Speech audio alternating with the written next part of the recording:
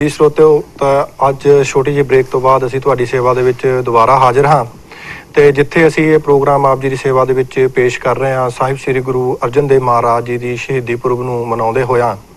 ਸੋ ਸਾਡੀ ਵੀ ਇਹ ਕੋਸ਼ਿਸ਼ ਹੁੰਦੀ ਹੈ ਕਿ ਜਦੋਂ ਇਤਿਹਾਸ ਦੀਆਂ ਵਿਚਾਰਾਂ ਇਸ ਤਰ੍ਹਾਂ ਦੀਆਂ ਲੜੀਆਂ ਚੱਲ ਰਹੀਆਂ ਹੋਣ ਤੇ ਇਹਨਾਂ ਨੂੰ ਕੰਟੀਨਿਊਸ ਚਲਾਇਆ ਜਾਵੇ, ਪਰ ਜਿਹੜੇ ਸੁਨੇਹੇ ਹੁੰਦੇ ਹਨ ਜਾਂ ਜਿਹੜੀਆਂ ਇਹ ਅਨਾਉਂਸਮੈਂਟਾਂ ਹੁੰਦੀਆਂ ਹਨ ਇਹ ਵੀ ਜ਼ਰੂਰ ਆਪ ਜੀ ਦੀ ਸੇਵਾ ਦੇ ਵਿੱਚ ਪੇਸ਼ ਕਰਨੀਆਂ ਹੁੰਦੀਆਂ ਹਨ, ਕਿਉਂਕਿ ਐਜ਼ ਅ ਮੀਡੀਆ ਸਾਡਾ ਰੋਲ ਹਰ ਪੱਖ ਨੂੰ ਕਵਰ ਕਰਨ ਦਾ ਹੁੰਦਾ ਹੈ ਤੇ ਹਰ ਸੁਨੇਹੇ ਨੂੰ ਤੁਹਾਡੇ ਤੱਕ ਪਹੁੰਚਾਉਣਾ ਸਾਡੀ ਜ਼ਿੰਮੇਵਾਰੀ ਬਣ ਜਾਂਦੀ ਹੈ। ਸੋ ਅਸੀਂ ਜਿੱਥੇ ਆਪ ਜੀ ਦੇ ਪਾਸੋਂ ਖਿਮਾ ਵੀ ਚਾਹਾਂਗੇ, ਪਰ ਇਹ ਵੀ ਕੰਮ ਕਰਨੇ ਬੜੇ ਜ਼ਰੂਰੀ ਬਣ ਜਾਂਦੇ ਹਨ। ਸੋ ਮੈਂ ਬਹੁਤਾ ਸਮਾਂ ਨਾ ਲੈਂਦੇ ਹੋਇਆਂ ਭਾਈ ਕਪਤਾਨ ਸਿੰਘ ਹੁਣਾਂ ਵੱਲ ਚੱਲਾਂਗੇ ਤੇ ਅੱਜ ਦਾ ਜਿਹੜਾ ਵਿਚਾਰ, ਅੱਜ ਦਾ ਜਿਹੜਾ ਇਤਿਹਾਸ ਆਪਾਂ ਸਰਵਣ ਕਰ ਰਹੇ ਹਾਂ ਇਸੇ ਨੂੰ ਇਸੇ ਤਰ੍ਹਾਂ ਜਾਰੀ ਰੱਖਾਂਗੇ ਤੇ ਨਾਲ ਦੀ ਨਾਲ ਇੱਕ ਵਾਰ ਫੇਰ ਜਿਹੜੇ ਸਰੋਤਿਆਂ ਨੇ ਸਾਨੂੰ ਲੇਟ ਸੁਣਨਾ ਸ਼ੁਰੂ ਕੀਤਾ ਹੈ ਜਾਂ ਹੁਣੇ ਟੀਵੀ ਦੇਖਣਾ ਸ਼ੁਰੂ ਕੀਤਾ ਹੈ ਉਹਨਾਂ ਨੂੰ ਦੱਸਦੇ ਜਾਈਏ ਕਿ ਅੱਜ ਦੇ ਪ੍ਰੋਗਰਾਮ ਸਾਹਿਬ ਸ੍ਰੀ ਗੁਰੂ ਅਰਜਨ ਦੇਵ ਮਹਾਰਾਜ ਜੀ ਦੀ ਸ਼ਹੀਦੀ ਨੂੰ ਸਮਰਪਿਤ ਉਹਨਾਂ ਦੇ ਸੰਬੰਧ ਦੇ ਵਿੱਚ ਚੱਲ ਰਹੇ ਹਨ ਤੇ ਆਉਣ ਵਾਲੇ ਸਮੇਂ ਦੇ ਵਿੱਚ 5 ਜੂਨ ਨੂੰ ਜੋ ਅਖੰਡ ਪਾਠ ਸਾਹਿਬ ਅਕਾਲ ਚੈਨਲ ਦੇ ਉੱਪਰ ਆਰੰਭ ਹੋ ਰਹੇ ਹਨ ਸਾਹਿਬ ਸ੍ਰੀ ਗੁਰੂ ਅਰਜਨ ਦੇਵ ਮਹਾਰਾਜ ਜੀ ਦੀ ਸ਼ਹੀਦੀ ਪੁਰਬ ਨੂੰ ਸਮਰਪਿਤ ਤੇ ਨਾਲ ਦੀ ਨਾਲ ਅਜੋਕੇ ਸ਼ਹੀਦ ਆਪਰੇਸ਼ਨ ਬਲੂ ਸਟਾਰ ਸਾਕਾ ਨੀਲਾ ਤਾਰਾ ਦੇ ਜਿੰਨੇ ਵੀ ਸ਼ਹੀਦ ਹੋਏ ਹਨ ਉਹਨਾਂ ਨੂੰ ਸਮਰਪਿਤ ਅਖੰਡ ਪਾਠ ਸਾਹਿਬ ਵੀ ਹੋਣ ਜਾ ਰਹੇ ਹਨ। ਸੋ ਉਹਨਾਂ ਦੇ ਵਿੱਚ ਵੀ ਆਪ ਜੀ ਨੇ ਪੂਰਾ ਸਹਿਯੋਗ ਦੇਣਾ ਹੈ ਤੇ ਜਿਸ ਤਰ੍ਹਾਂ ਭਾਈ ਸਾਹਿਬ ਨੇ ਪਹਿਲਾਂ ਵੀ ਬੇਨਤੀ ਕੀਤੀ ਸੀ ਤੇ ਮੈਂ ਵੀ ਆਪ ਜੀ ਨੂੰ ਇਹ ਜ਼ਰੂਰ ਬੇਨਤੀ ਕਰਨਾ ਚਾਹਾਂਗਾ ਕਿ ਅਗਰ ਆਪ ਵੀ ਇਸ ਪ੍ਰੋਗਰਾਮ ਦੇ ਵਿੱਚ ਹਿੱਸਾ ਲੈਣਾ ਚਾਹੁੰਦੇ ਹੋ ਤਾਂ ਜ਼ਰੂਰ ਟੈਲੀਫੋਨ ਦੇ ਰਾਹੀਂ ਸਾਡੇ ਨਾਲ ਸਾਂਝ ਪਾ ਸਕਦੇ ਹੋ। ਸੋ ਆਪਾਂ ਚੱਲਾਂਗੇ ਭਾਈ ਸਾਹਿਬ ਹੁਣਾਂ ਵੱਲ ਤੇ ਭਾਈ ਸਾਹਿਬ ਆਪਾਂ ਗੱਲਬਾਤ ਕਰ ਰਹੇ ਸੀਗੇ, ਇਤਿਹਾਸ ਦੀ ਲੜੀ ਚੱਲ ਰਹੀ ਸੀ ਤੇ ਅਕਬਰ ਬਾਦਸ਼ਾਹ ਦੀ ਆਪਾਂ ਗੱਲ ਕਰ ਰਹੇ ਸੀਗੇ ਤੇ ਜਦੋਂ ਹੁਕਮਨਾਮਾ ਲਿਆ ਗਿਆ ਤੇ ਉਸ ਤੋਂ ਅੱਗੇ ਆਪਾਂ ਇਸ ਗੱਲਬਾਤ ਨੂੰ ਜਾਰੀ ਰੱਖੀਏ। ਉਹ ਜਦੋਂ ਉਹਨੇ ਵਚਨ ਸੁਣੇ ਅਸਲ ਵਿੱਚ ਉਹ ਗੁਰੂ ਘਰ ਦਾ ਇੱਕ ਹਿਸਾਬ ਨਾਲ ਮਰੀਦ ਅਤੇ ਸੇਵਕ ਬਣ ਗਿਆ ਸੀ ਜੀ। ਫਿਰ ਇੱਕ ਬੰਨੇ ਚੰਦੂ ਦੀ ਲੜਕੀ ਦਾ ਰਿਸ਼ਤਾ ਠੁਕਰਾਇਆ ਗਿਆ ਜੀ, ਇੱਕ ਬੰਨੇ ਉਹ ਜਿਹੜੇ 4 ਪੀਲੂ ਛੱਜੂ ਤੇ ਜਿਹੜੇ ਉਹ ਕਵੀ ਲੋਕ ਆਏ ਸਨ, ਭਗਤ ਲੋਕ ਆਏ ਸਨ, ਉਹਨਾਂ ਦੀ ਬਾਣੀ ਮਹਾਰਾਜ ਨੇ ਅੰਕਿਤ ਕਰ ਤੋਂ ਇਨਕਾਰ ਕਰ ਦਿੱਤਾ ਜੀ। ਉਹਨਾਂ ਦੇ ਵਿੱਚ ਵੀ ਜਿਹੜੇ ਸੀ ਉਹ ਅਕਬਰ ਬਾਦਸ਼ਾਹ ਦੇ ਜਿਹੜੇ ਕਈ ਉਹ ਚੌਧਿਆਂ ਦੇ ਉੱਤੇ ਸੀ ਉਹਨਾਂ ਦੇ ਰਿਸ਼ਤੇਦਾਰ ਸਨ ਜੀ। ਕੁਝ ਜਿਹੜਾ ਸੀਗਾ ਉਹ ਪ੍ਰਿਥਵੀ ਚੰਦ ਦਾ ਵਿੱਚ ਹੱਥ ਸੀ, ਕੁਝ ਰਾਜਨੀਤਿਕ ਜਿਹੜੇ ਉਹ ਪੱਗ ਸਨ। ਵੈਸੇ ਵੀ ਜਿਹੜੀਆਂ ਰਾਜਨੀਤੀ ਜਿਹੜੀਆਂ ਹੁੰਦੀਆਂ ਨੇ, ਜਿਹੜਾ ਸੱਚ ਹੁੰਦਾ ਵਾ, ਜਿਹੜੇ ਸੱਚਾਈ ਤੇ ਚੱਲਣ ਵਾਲੇ ਹੁੰਦੇ ਨੇ ਉਹਨਾਂ ਦੀ ਅੱਖਾਂ ਦੇ ਵਿੱਚ ਹਮੇਸ਼ਾ ਚੁਭਦੇ ਨੇ ਜੀ। ਅਕਬਰ ਨੇ ਤਕਰੀਬਨ 49 ਸਾਲ ਹਿੰਦੁਸਤਾਨ ਦੀ ਧਰਤੀ ਤੇ ਰਾਜ ਕੀਤਾ ਜੀ। ਅਕਬਰ ਆਪਣੇ ਪੋਤਰੇ ਨੂੰ ਖੁਸਰੋ ਨੂੰ ਰਾਜਗੱਦੀ ਦੇਣੀ ਚਾਹੁੰਦਾ ਸੀ।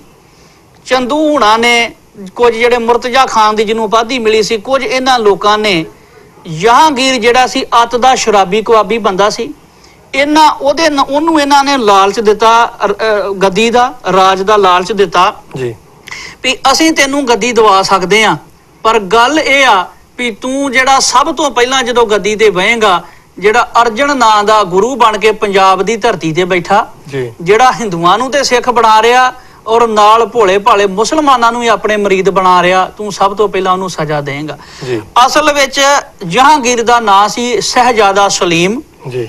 ਇਹਨਾਂ ਕੀ ਕੀਤਾ, ਇਹਨਾਂ ਨੇ ਸਹਿਜੇ ਉਹਨਾਂ ਵਜ਼ੀਰਾਂ ਦੇ ਨਾਲ ਰਲ ਕੇ ਮਿੱਠਾ ਯਾਰ ਅਕਬਰ ਬਾਦਸ਼ਾਹ ਨੂੰ ਦੇਣਾ ਸ਼ੁਰੂ ਕੀਤਾ। ਥੋੜਾ ਸਮਾਂ ਪੈ ਕੇ ਜਦੋਂ ਚੜ੍ਹਾਈ ਕਰ ਗਿਆ ਤੇ ਰਾਜਗੱਦੀ ਜਿਹੜੀ ਸੀ ਉਹ ਇਹਨੂੰ ਜਹਾਂਗੀਰ ਨੂੰ ਬਹਾ ਦਿੱਤਾ ਗਿਆ। ਇਹਦਾ ਨਾਂ ਸੀ ਸ਼ਹਿਜ਼ਾਦਾ ਸਲੀਮ ਜੀ।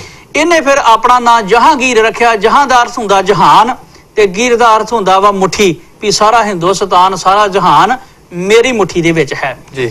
ਇਹ ਜਦੋਂ ਤਖਤ ਤੇ ਬੈਠਾ ਤਖਤ ਦੇ ਉੱਤੇ 1605 ਨੂੰ 6 ਮਹੀਨਿਆਂ ਬਾਅਦ ਹੀ ਇਹਨੇ ਜਿਹੜਾ ਹੈ ਉਹ ਗੁਰੂ ਅਰਜਨ ਦੇਵ ਸੱਚੇ ਪਾਤਸ਼ਾਹ ਮਹਾਰਾਜ ਜੀ ਦੀ ਗ੍ਰਿਫਤਾਰੀ ਦੇ ਬਰੰਟ ਦੇ ਦਿੱਤੇ, ਕਿਉਂਕਿ ਸਮਾਂ ਆਪਣਾ ਜਿਹੜਾ ਆਪਣੀ ਚਾਲ ਚੱਲਦਾ, ਮੈਂ ਜ਼ਿਆਦਾ ਵਿਸਤਾਰ ਵਿੱਚ ਨਹੀਂ ਜਾਵਾਂਗਾ, ਸੰਖੇਪ ਦੇ ਵਿੱਚ ਜਾਵਾਂਗਾ। 22 ਮਈ ਨੂੰ ਇਹਨਾਂ ਨੇ ਗ੍ਰਿਫਤਾਰੀ ਦੇ ਬਰੰਟ ਜਿਹੜੇ ਆ ਉਹ ਜਾਰੀ ਕਰ ਦਿੱਤੇ ਗਏ। ਗੁਰੂ ਸਾਹਿਬ ਨੂੰ ਪਹਿਲਾਂ ਪਤਾ ਲੱਗ ਗਿਆ, ਉਹਨਾਂ ਨੇ 11 ਸਾਲ ਦੀ ਉਮਰ ਸੀ ਗੁਰੂ ਹਰਗੋਬਿੰਦ ਸੱਚੇ ਪਾਤਸ਼ਾਹ ਮਹਾਰਾਜ ਦੀ, ਉਹਨਾਂ ਨੂੰ ਜਿਹੜਾ ਸੀ ਉਹਨਾਂ ਰਾਜਗੱਦੀ ਦੇ ਦਿੱਤੀ ਤੇ ਗੁਰੂ ਸਾਹਿਬ ਦੇ ਨਾਲ 5 ਸਿੱਖ ਜਿਹੜੇ ਸੀ, ਭਾਈ ਬਿਧੀ ਚੰਦ, ਭਾਈ ਮੋਖਾ ਜੀ, ਭਾਈ ਪੈੜਾ ਜੀ, ਭਾਈ ਲੰਗਾ ਜੀ, ਇੱਕ ਆਦਿਕ ਸਿੱਖ ਉਹਨਾਂ ਦੇ ਨਾਲ ਗਏ। ਦੂਸਰੀ ਗੱਲ ਜਿਹੜੀ ਹੈਗੀ, ਧੰਨ ਗੁਰੂ ਅਰਜਨ ਦੇਵ ਸੱਚੇ ਪਾਤਸ਼ਾਹ ਮਹਾਰਾਜ, ਇੱਕ ਇਹਨਾਂ ਦੇ ਇਤਿਹਾਸ ਦੀ ਘਟਨਾ ਆਉਂਦੀ ਜਦੋਂ ਨਾਨਾ ਗੁਰੂ ਅੰਦਰ ਆਰਾਮ ਕਰ ਰਹੇ ਨੇ ਤੇ ਬਾਹਰ ਗੁਰੂ ਅਰਜਨ ਦੇਵ ਸੱਚੇ ਪਾਤਸ਼ਾਹ ਛੋਟੀ ਜੀ ਉਮਰ ਦੇ ਇਹਨਾਂ ਦੇ ਰੋਣ ਦੀ ਆਵਾਜ਼ ਆਈ ਤੇ ਗੁਰੂ ਅਮਰਦਾਸ ਨੇ ਆਵਾਜ਼ ਮਾਰੀ ਆਪਣੀ ਪੁੱਤਰੀ ਨੂੰ, ਬੀਬਾ ਭਾਨੀ ਇਹ ਅਰਜਨ ਕਿਉਂ ਰੋਂਦਾ ਪਿਆ? ਉਹ ਕਹਿੰਦੀ ਪਿਤਾ ਜੀ ਮੈਂ ਇਹਨੂੰ ਕੁਛ ਆਖਿਆ ਨਹੀਂ, ਮੈਨੂੰ ਪਤਾ ਤੁਹਾਡਾ ਬੜਾ ਪ੍ਰੇਮ ਹੈ ਇਹਦੇ ਨਾਲ, ਮੈਂ ਇਹਨੂੰ ਮਾਰਿਆ ਨਹੀਂ, ਮੈਂ ਇਹਨੂੰ ਕੁਛ ਆਖਿਆ ਨਹੀਂ, ਇਹ ਭੱਜ ਕੇ ਚੁੱਲ੍ਹੇ 'ਚ ਅੱਗ ਬਲਦੀ ਪਈ ਤੇ ਅੱਗ ਨੂੰ ਫੜਦਾ, ਚੁੱਲ੍ਹੇ 'ਚ ਹੱਥ ਪਾਉਂਦਾ ਜੀ। ਜਦੋਂ ਇੰਨੀ ਗੱਲ ਸੁਣੀ ਤੇ ਗੁਰੂ ਅਮਰਦਾਸ ਸੱਚੇ ਪਾਤਸ਼ਾਹ ਕੁਝ ਸਮੇਂ ਵਾਸਤੇ ਗੰਭੀਰ ਹੋ ਗਏ, ਚੁੱਪ ਹੋ ਗਏ ਤੇ ਬੀਬੀ ਭਾਨੀ ਨੇ ਪੁੱਛਿਆ, ਪਿਤਾ ਜੀ ਕੀ ਗੱਲ, ਮੈਂ ਇਹਨੂੰ ਕੁਛ ਆਖਿਆ ਨਹੀਂ, ਤੁਸੀਂ ਚੁੱਪ ਕਰ ਗਏ ਹੋ, ਗੱਲ ਕੀ ਆ? ਕਹਿੰਦੇ ਭਾਨੀਏ ਆਉਣ ਵਾਲਾ ਸਮਾਂ ਹੀ ਦੱਸੇਗਾ ਇਹਦਾ ਅੱਗ ਦੇ ਨਾਲ ਪ੍ਰੇਮ ਕੈਸਾ ਹੈ ਜੀ, ਇਹਦੀ ਅੱਗ ਦੇ ਨਾਲ ਸਾਂਝ ਕੈਸੀ ਹੈ ਜੀ। ਸੋ ਖੈਰ ਉਹਨਾਂ ਨੂੰ ਪਹਿਲਾਂ ਹੀ ਪਤਾ ਸੀ ਵੀ ਇਹਨਾਂ ਨੇ ਐਸੀ ਜਿਹੜੀ ਹੈ ਉਹ ਕੁਰਬਾਨੀ ਕਰਨੀ ਹੈ ਜੀ। ਗੁਰੂ ਸਾਹਿਬ ਸੱਚੇ ਪਾਤਸ਼ਾਹ ਨੂੰ ਲਾਹੌਰ ਦੀ ਧਰਤੀ ਦੇ ਉੱਤੇ ਗਏ, ਉਥੇ ਇਹਨਾਂ ਨੂੰ ਗ੍ਰਿਫਤਾਰ ਕੀਤਾ ਗਿਆ ਔਰ ਸਿੱਖਾਂ ਨੂੰ ਇਹਨਾਂ ਨੇ ਕਿਹਾ ਸੀ ਜਦੋਂ ਸਾਡੀ ਸ਼ਹਾਦਤ ਹੋ ਜੇ ਤੁਸੀਂ ਆਣ ਕੇ ਸੰਗਤਾਂ ਨੂੰ ਧਰਾਸਾ ਦੇਣਾ, ਨਾਮ ਬਾਣੀ ਜਪਣਾ, ਕਿਸੇ ਤਰ੍ਹਾਂ ਦੀ ਆਪਾਂ ਕੋਈ ਬਾਤ ਘਾਟ ਜਿਹੜੀ ਉਹ ਗੱਲ ਨਹੀਂ ਕਰਨੀ ਜੀ। ਇਹ ਕਾਰਨ ਸਨ ਸ਼ਹਾਦਤ ਦੇ ਜੀ, ਜਿਹੜੇ ਮੇਨ ਕਾਰਨ ਸਨ ਇਹਨਾਂ ਕਾਰਨਾਂ ਦੇ ਵਿੱਚ ਆਉਂਦੇ। ਜਿੱਦਾਂ ਕਈ ਵਾਰੀ ਮੈਂ ਆਪ ਜੀ ਦੀ ਗੱਲ ਦੇ ਨਾਲ ਜ਼ਰੂਰ ਇਹ ਗੱਲ ਜੋੜਨੀ ਚਾਹਾਂਗਾ, ਕਿਉਂਕਿ ਆਪਣੇ ਬਹੁਤ ਸਾਰੇ, ਜਿਸ ਤਰ੍ਹਾਂ ਮੈਂ ਪਹਿਲਾਂ ਵੀ ਬੇਨਤੀ ਕੀਤੀ ਕਿ ਇਤਿਹਾਸਕਾਰਾਂ ਨੇ ਜਾਂ ਜਿੰਨੇ ਵੀ ਆਪਣੇ ਪ੍ਰਚਾਰਕ ਸੱਜਣ ਹੁੰਦੇ ਹਨ, ਕਈ ਵਾਰੀ ਅਸੀਂ ਇਤਿਹਾਸ ਪੜ੍ਹਦੇ ਮੁੱਖ ਮੁੱਦਾ ਜਿਹੜਾ ਹੈ ਉਹ ਚੰਦੂ ਦੀ ਲੜਕੀ ਦਾ ਰਿਸ਼ਤਾ ਜੋ ਗੁਰੂ ਘਰ ਵੱਲੋਂ ਮੋੜਿਆ ਗਿਆ ਉਸ ਦੇ ਉੱਤੇ ਬਹੁਤਾ ਜ਼ੋਰ ਦੇ ਦਿੰਦੇ ਆ ਤੇ ਸੰਗਤਾਂ ਦੇ ਮਨਾਂ ਦੇ ਵਿੱਚ ਇਹ ਵੀ ਵਿਚਾਰ ਕਈ ਵਾਰੀ ਉੱਠ ਖੜਦਾ ਹੈ, ਕਿਉਂਕਿ ਅੱਜ ਦਾ ਜਿਹੜਾ ਸਮਾਂ ਹੈ ਸੰਗਤ ਬੜੀ ਵਿਚਾਰਵਾਨ ਹੈ, ਬੜੇ ਸੁਲਝੇ ਹੋਏ ਸਰੋਤੇ ਪ੍ਰੋਗਰਾਮ ਸੁਣਦੇ ਹਨ ਕਿ ਕਈ ਵਾਰ ਇਹ ਵੀ ਹੋ ਜਾਂਦਾ ਹੈ ਕਿ ਸ਼ਾਇਦ ਕੋਈ ਆਪਣਾ ਪਰਸਨਲ ਮਸਲਾ ਹੋਣ ਦੇ ਕਾਰਨ ਜਾਂ ਜੋ ਇਹ ਰਿਸ਼ਤਾ ਆਇਆ ਤੇ ਉਸ ਨੂੰ ਮੋੜਿਆ ਗਿਆ, ਉਸ ਦੀ ਖੁੰਦਕ ਦੇ ਕਾਰਨ ਇਹ ਸਾਰੀ ਘਟਨਾ ਵਾਪਰੀ। ਸੋ ਇਹ ਸਿਰਫ ਤੇ ਸਿਰਫ ਰਿਸ਼ਤਾ ਮੋੜਨ ਦਾ ਹੀ ਕਾਰਨ ਨਹੀਂ ਸੀ, ਰਾਜਨੀਤਿਕ ਪੱਖ ਵੀ ਇਹਦੇ ਨਾਲ ਸ਼ਾਮਲ ਸਨ। ਜਿਸ ਤਰ੍ਹਾਂ ਭਾਈ ਸਾਹਿਬ ਨੇ ਬੜੇ ਹੀ ਵਿਸਥਾਰ ਦੇ ਨਾਲ ਆਪ ਜੀ ਨੂੰ ਸਾਰੇ ਇਤਿਹਾਸ ਦੀ ਜਾਣਕਾਰੀ ਦਿੱਤੀ ਹੈ ਤੇ ਨਾਲ ਦੀ ਨਾਲ ਗੁਰੂ ਸਾਹਿਬਾਨ ਦੇ ਬਚਪਨ ਦੀ ਘਟਨਾ ਵੀ ਤੁਹਾਡੇ ਨਾਲ ਸਾਂਝੀ ਕੀਤੀ ਹੈ ਕਿ ਜਿਹੜੇ ਸਤਿਗੁਰਾਂ ਦੀ ਜੋਤ ਜੋ ਪੀੜ੍ਹੀ ਦਰ ਪੀੜ੍ਹੀ ਚੱਲਦੀ ਆ ਰਹੀ ਸੀ ਜਾਂ ਇੱਕ ਤੋਂ ਬਾਅਦ ਦੂਸਰੀ ਸਰੀਰਕ ਰੂਪ ਦੇ ਵਿੱਚ ਪ੍ਰਵੇਸ਼ ਹੋ ਰਹੀ ਸੀ, ਤਾਂ ਸਤਿਗੁਰ ਪਹਿਲਾਂ ਹੀ ਜਾਣਦੇ ਸਨ ਕਿ ਆਉਣ ਵਾਲੇ ਸਮੇਂ ਦੇ ਵਿੱਚ ਕਿਹੜੇ ਕੌਰਤਕ ਵਰਤਣੇ ਹਨ ਤੇ ਕਿਹੜੀ ਜੋਤ ਨੇ ਕਿਹੜੇ ਸਰੀਰ ਦੇ ਵਿੱਚ ਕਿਹੜੇ ਕਾਰਨਾਮੇ ਕਰਕੇ ਦਿਖਾ ਲੈਣੇ ਹਨ। ਸੋ ਇਸੇ ਗੱਲ ਨੂੰ ਆਪਾਂ ਇਸੇ ਤਰ੍ਹਾਂ ਜਾਰੀ ਰੱਖਾਂਗੇ ਭਾਈ ਸਾਹਿਬ, ਤੇ ਆਪਾਂ ਇਸ ਇਤਿਹਾਸ ਨੂੰ ਅੱਗੇ ਵਧਾਈਏ। ਭਾਈ ਸਾਹਿਬ ਜੀ ਆਪਾਂ ਸੰਖੇਪ ਦੇ ਵਿੱਚ ਸਮੇਂ ਦੇ ਨਾਲ ਚੱਲਾਂਗੇ। ਗੁਰੂ ਸਾਹਿਬ ਨੂੰ ਲਾਹੌਰ ਜਿਹੜਾ ਗ੍ਰਿਫਤਾਰ ਕਰਕੇ ਖੜਿਆ ਗਿਆ ਜੀ, ਉੱਥੇ ਫਿਰ ਜਿਹੜੇ ਸੀ ਉਹ ਜਹਾਂਗੀਰ ਦੀ ਕਚਹਿਰੀ ਦੇ ਵਿੱਚ ਉਹਨਾਂ ਨੇ ਕਿਹਾ ਵੀ ਤੁਸੀਂ ਜਿਹੜਾ ਆਪਣਾ ਇੱਕ ਗ੍ਰੰਥ ਤਿਆਰ ਕੀਤਾ ਤੁਰ ਕੇ ਜਹਾਂਗੀਰੀ ਦੇ ਵਿੱਚ ਜਿਹੜਾ ਵਾ ਉਹ ਜਹਾਂਗੀਰ ਆਪਣੀ ਲਿਖਤ ਦੇ ਵਿੱਚ ਤੇ ਉਹ ਹੋਰ ਵੀ ਕੁਝ ਲਿਖਦਾ, ਮੈਂ ਅੱਗੇ ਜਾ ਕੇ ਜ਼ਿਕਰ ਕਰਾਂ। ਉਹ ਕਹਿੰਦਾ ਇਹਦੇ ਵਿੱਚ ਤੁਸੀਂ ਮੁਹੰਮਦ ਸਾਹਿਬ ਦੀ ਸਿਫਤ ਦੇ ਕੋਈ ਬਚਨ ਲਿਖ ਦਿਓ ਜੀ। ਮੇਰੇ ਸਤਿਗੁਰੂ ਨੇ ਕਿਹਾ ਇਹ ਧੁਰ ਕੀ ਬਾਣੀ ਆਈ ਤਿੰਨ ਸਗਲੀ ਚਿੰਤ ਮਿਟਾਈ, ਇਹ ਸਾਡੇ ਕਹਿਣ ਅਨੁਸਾਰ ਨਹੀਂ, ਇਹ ਉਸ ਪ੍ਰਮਾਤਮਾ ਦੀ ਬਾਣੀ, ਇਹਦੇ ਵਿੱਚ ਕਿਸੇ ਦੇ ਸਿਫਤ ਦੇ ਬਚਨ ਨਹੀਂ ਲਿਖੇ ਜਾ ਸਕਦੇ, ਜੋ ਸੱਚ ਹੈ ਉਹ ਹੈ। ਫਿਰ ਉਹਨਾਂ ਨੇ ਅੰਜਾਮ ਲਾਇਆ ਵੀ ਖੁਸਰੋ ਨੇ ਜਦੋਂ ਬਗਾਵਤ ਕੀਤੀ ਉਹ ਤੁਹਾਡੇ ਦਰ ਤੋਂ ਲੰਗਰ ਛਕ ਕੇ ਗਿਆ, ਤੁਹਾਡੇ ਕੋ ਅਸੀਸ ਲੈ ਕੇ ਗਿਆ, ਕਿਸੇ ਨੇ ਲਿਖਿਆ ਇਹਨਾਂ ਨੇ ਮਾਇਆ ਵੀ ਦਿੱਤੀ, ਪਰ ਇਤਿਹਾਸ ਖੋਜ ਦਾ ਮਥਾਜ ਹੈ, ਕਹਿੰਦੇ ਉਹ ਗੁਰੂ ਦਰਬਾਰ ਵਿੱਚ ਆਇਆ ਨਹੀਂ। ਪਰ ਕਈਆਂ ਇਤਿਹਾਸਕਾਰਾਂ ਲਿਖਿਆ ਜੇ ਆਇਆ ਤੇ ਗੁਰੂ ਸਾਹਿਬ ਨੇ ਕਿਹਾ ਤੇਰਾ ਜਿਹੜਾ ਪਿਓ ਇੱਥੋਂ ਆਣ ਕੇ ਜੇ ਲੰਗਰ ਛਕ ਸਕਦਾ ਤੇ ਜੇ ਤੇਰਾ ਪੁੱਤਰ ਛਕ ਗਿਆ ਤੇ ਫਿਰ ਕੀ ਹੋਇਆ ਤੇ ਇਹ ਏਦਾਂ ਕਿਹਾ। ਫਿਰ ਚੰਦੂ ਦੀ ਲੜਕੀ ਦੇ ਰਿਸ਼ਤੇ ਦੀ ਵੀ ਗੱਲ ਹੋਈ ਤੇ ਸਤਿਗੁਰੂ ਸੱਚੇ ਪਾਤਸ਼ਾਹ ਨੇ ਜਿਹੜਾ ਸੀ ਉਹ ਸ਼ਹਾਦਤ ਵਾਲਾ ਰਸਤਾ ਅਪਣਾਇਆ। ਇਹ ਜਿਹੜਾ ਜਹਾਂਗੀਰ ਸੀ ਇਹ ਸਜ਼ਾ ਦੇ ਕੇ ਫਤਵਾ ਲਵਾ ਕੇ ਤੇ ਆਪ ਕਸ਼ਮੀਰ ਨੂੰ ਚਲਾ ਗਿਆ। ਚੰਦੂ ਦੀਵਾਨ ਸੀ, ਉਹਨੇ ਫਿਰ ਗੁਰੂ ਅਰਜਨ ਦੇਵ ਸੱਚੇ ਪਾਤਸ਼ਾਹ ਨੂੰ ਕਿਹਾ ਵੀ ਧੰਨ ਗੁਰੂ ਅਰਜਨ ਦੇਵ ਸੱਚੇ ਪਾਤਸ਼ਾਹ ਜੇ ਅਜੇ ਵੀ ਤੁਸੀਂ ਮੇਰੀ ਲੜਕੀ ਦਾ ਰਿਸ਼ਤਾ ਲੱਲੋ ਤੇ ਮੈਂ ਤੁਹਾਨੂੰ ਜਿਹੜਾ ਬਖਸ਼ ਸਕਦਾ, ਜਾਂ ਤੁਸੀਂ ਜਿਹੜਾ ਤੁਹਾਨੂੰ ਮਾਇਆ ਚੜ੍ਹਦੀ ਉਹਦੇ ਚੋਂ ਟੈਕਸ ਦੇ ਤੌਰ ਤੇ ਤੁਸੀਂ ਪੇ ਕਰੋ ਹਰਜਾਨਾ ਕੋਈ 1.5-2 ਲੱਖ ਰੁਪਇਆ ਭਰੋ ਤੇ ਤੁਹਾਨੂੰ ਮੈਂ ਮਾਫ ਕਰਾ ਸਕਦਾ। ਤੇ ਮੇਰੇ ਸਤਿਗੁਰੂ ਨੇ ਆਖਿਆ ਸੀ ਚੰਦੂ ਇਹ ਸੰਗਤ ਦੀ ਮਾਇਆ ਦੇ ਨਾਲ ਭੁੱਖਿਆਂ ਨੂੰ ਲੰਗਰ ਤੇ ਮਿਲ ਸਕਦਾ ਹੈ, ਸੰਗਤ ਦੀ ਮਾਇਆ ਦੇ ਨਾਲ ਰੋਗੀਆਂ ਦਾ ਦਵਾਈ ਦਾਰੂ ਤੇ ਹੋ ਸਕਦਾ ਹੈ, ਸੰਗਤ ਦੀ ਮਾਇਆ ਦੇ ਨਾਲ ਗਰੀਬਾਂ ਦੀ ਮਦਦ ਤੇ ਹੋ ਸਕਦੀ ਹੈ, ਪਰ ਸੰਗਤ ਦੀ ਮਾਇਆ ਕਿਸੇ ਹਰਜਾਨੇ ਦੇ ਰੂਪ ਵਿੱਚ, ਕਿਸੇ ਟੈਕਸ ਦੇ ਰੂਪ ਵਿੱਚ, ਕਿਸੇ ਜਜੀਏ ਦੇ ਰੂਪ ਵਿੱਚ ਨਹੀਂ ਭਰੀ ਜਾ ਸਕਦੀ ਜੀ। ਫਿਰ ਜਿਹੜਾ ਸੀ ਸਤਿਗੁਰੂ ਸੱਚੇ ਪਾਤਸ਼ਾਹ ਨੂੰ ਤਸੀਹੇ ਦੇਣੇ ਸ਼ੁਰੂ ਕੀਤੇ। ਮੈਂ ਹੈਰਾਨ ਸਾਂ, ਇਤਿਹਾਸ ਇਸ ਗੱਲ ਦੀ ਗਵਾਹੀ ਭਰਦਾ। ਉਹ ਲਾਹੌਰ ਜਿੱਥੇ ਕਿਤੇ ਕਾਲ ਪੈ ਗਿਆ ਜਦੋਂ ਤੇ ਮੇਰੇ ਸਤਿਗੁਰੂ ਸੱਚੇ ਪਾਤਸ਼ਾਹ ਨੇ ਲਾਹੌਰ ਵਾਸੀਆਂ ਵਾਸਤੇ ਲੰਗਰ ਲਾ ਦਿੱਤੇ, ਕੱਪੜਿਆਂ ਦੇ ਜਿਹੜੇ ਸੀ ਉਹ ਭੰਡਾਰ ਲਾ ਦਿੱਤੇ, ਰੋਗੀਆਂ ਦੀ ਆਪਣੇ ਹੱਥੀ ਮੇਰੇ ਸਤਿਗੁਰੂ ਨੇ ਦਵਾਈ ਦਾਰੂ ਕੀਤਾ। ਅੱਜ ਉਹ ਲਾਹੌਰ ਵੀ ਗੁਰੂ ਅਰਜਨ ਦੇਵ ਸੱਚੇ ਪਾਤਸ਼ਾਹ ਤੇ ਤਸੀਹੇ ਕਰਨ ਨੂੰ ਤਿਆਰ ਹੋ ਗਿਆ। ਪਹਿਲੇ ਦਿਨ ਗੁਰੂ ਅਰਜਨ ਦੇਵ ਸੱਚੇ ਪਾਤਸ਼ਾਹ ਮਹਾਰਾਜ ਨੂੰ ਇਤਿਹਾਸ ਕਹਿੰਦੇ ਆ ਵੀ ਦੇਗ ਦੇ ਵਿੱਚ ਉਬਾਲਿਆ ਗਿਆ। 5 ਦਿਨ ਲਗਭਗ ਜਿਹੜੇ ਤਸੀਹੇ ਉਹ ਦਿੱਤੇ ਗਏ ਤੇ ਸਤਿਗੁਰੂ ਸੱਚੇ ਪਾਤਸ਼ਾਹ ਮਹਾਰਾਜ ਨੂੰ ਜਦੋਂ ਤਸੀਹੇ ਦਿੱਤੇ ਗਏ, ਗੁਰੂ ਅਰਜਨ ਦੇਵ ਨੂੰ ਗ੍ਰਿਫਤਾਰ ਕਰਕੇ ਲਿਆਂਦਾ। ਇਹ ਇੱਕ ਜੰਗਲ ਦੀ ਅੱਗ ਵਾਂਗੂ ਜਿਹੜੀ ਸੀ ਲਾਹੌਰ ਦੇ ਵਿੱਚ ਫੈਲ ਗਈ। ਉਹਨਾਂ ਦਾ ਸੱਜਣ ਸਾਈਂ ਮੀਆਂ ਮੀਰ ਜਿਹੜਾ ਗੁਰੂ ਘਰ ਦਾ ਮੁਰੀਦ ਸੀਗਾ, ਜਿਹਦੇ ਕੋਲ ਸਤਿਗੁਰੂ ਸੱਚੇ ਪਾਤਸ਼ਾਹ ਮਹਾਰਾਜ ਨੇ ਜਿਹੜੀ ਸੀ ਉਹ ਹਰਮੰਦਰ ਸਾਹਿਬ ਦੀ ਨੀਂਹ ਰਖਾਈ। ਜਦੋਂ ਉਹਨੂੰ ਪਤਾ ਲੱਗਾ ਉਹ ਆਇਆ, ਉਹਨੇ ਆਣ ਕੇ ਜਦੋਂ ਵੇਖਿਆ, ਇੱਕ ਅਦੀਬ ਲਿਖਦਾ, ਚਾਰੋਂ ਤਰਫੋਂ ਅੱਗ ਬਰਸੇ, ਸੇਕ ਸੀ ਤਨ ਸਾੜਦਾ, ਛਾਲੇ ਛਾਲੇ ਹੋ ਗਿਆ ਜੁਸਾ ਸੱਚੀ ਸਰਕਾਰ ਦਾ। ਸਾਈਂ ਮੀਆਂ ਮੀਰ ਆ ਡਿਠਾ ਹਾਲ ਜਦ ਜਾਰ ਦਾ, ਹੋ ਵਿਆਕਲ ਰੋ ਪਿਆ ਚੀਕਾਂ ਤੇ ਧਾਈ ਮਾਰਦਾ। ਉਹਦੀਆਂ ਧਾਹਾਂ ਨਿਕਲ ਗਈਆਂ, ਚੀਕਾਂ ਨਿਕਲ ਗਈਆਂ ਵੀ ਗੁਰੂ ਅਰਜਨ ਦੇਵ ਸੱਚੇ ਪਾਤਸ਼ਾਹ ਨੂੰ ਲੋਹ ਤੇ ਭਾਲਿਆ ਆਇਆ। ਸਤਿਗੁਰੂ ਕਹਿੰਦੇ, ਮੀਆਂ ਛੋਡੋ ਪ੍ਰੀਤੀ ਚਾਮ ਸੇ, क्या हुआ तन तप रहा मन शांत है हर नाम से। क्या हुआ तन तप रहा मन शांत है हर नाम से। मेरे सतगुरु ने कहा, साइया बिलक ना, तू बाहर दा सेक ना वेख, साडे अंदर दी ठंड नू वेख। साईं मियां मीर ने जो कहा, इतिहासकार जिद्दां कई जिक्र करदे ने, उन्हां कहा तुसीं मैनूं हुक्म करो, मैं दिल्ली ते लाहौर दी इट ना इट वजा दियां। ते सतगुरु सच्चे पातशाह ने कहा, साईं तेरे च पावर कित्थों आई? कहंदा जी तुहाडे कोलों, उस खुदा कोलों। ते कहंदे जिथे असीं शांत बैठे होए आ, तू शांत बह। साईं तेनू चेता होना है जदों किते हरमंदर साहब तू बाणी दियां पंक्तियां सुनियां सन, तन मन काट काट सब अर्पी विच अग्नि आप जलाई। तू सवाल कीता सी सानू भी ऐसा कुछ हो सकदा? अज उस बाणी दियां पंक्तियां दी प्रैक्टिकली व्याख्या है साईं जी, आ वेख ला असीं तेनू करके विखा रहे हैं जी।